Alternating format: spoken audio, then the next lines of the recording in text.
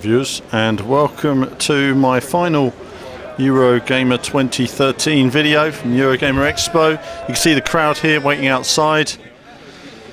Everybody there excitedly looking forward to the gameplay action that they were going to be facing inside. A whole range of genres. Of course, then coming in on the first day, obviously there was a lot of running and everybody going for it. Obviously it's a little bit more sensible now on the third day of the show.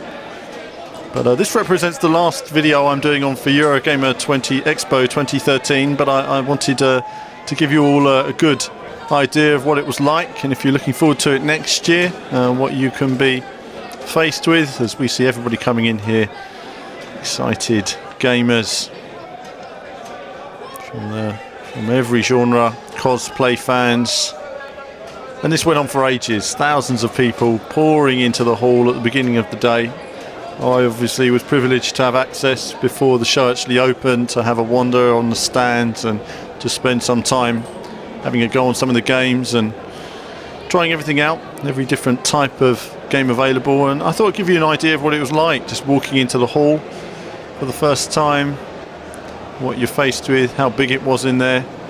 Certainly massive stands, and you can see it goes for miles, and this is hall 1 of 2 as well. So it's amazing to see how this show has grown from just a small event to the massive thing that it is today. Castlevania. Pretty cool to see my sort of hover cam that I've got here swooping around Batman, giving me a nice flow. I avoid these people quickly through. As well as seeing some of the other titles at the show. Up the escalator, that takes you to the 18+ area. That's where they're checking ID.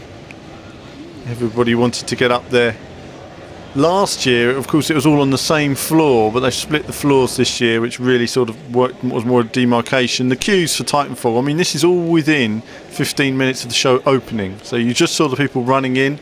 I've walked in, walked upstairs, and that's the queue already within 15 minutes. It really was, the anticipation for Titanfall is absolutely on another level. Watch Dogs was literally behind closed doors. You had to queue to get in there.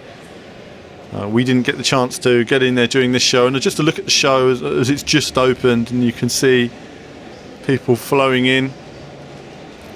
If you look down at the Xbox section there, we'll move down, you can see it's largely, some of the areas are quite sparse, but the Rise demo queues are immediately full there for the Xbox One titles.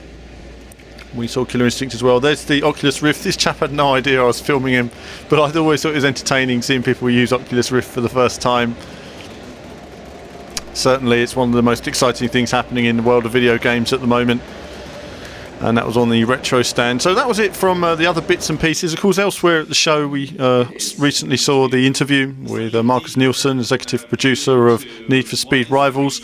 And you can see here very short clips of him on stage. But I hope you've enjoyed the weird and the wonderful, from indie games to everything else that we've been showing on the channel over the last few days. And as ever, there'll be more from me very soon.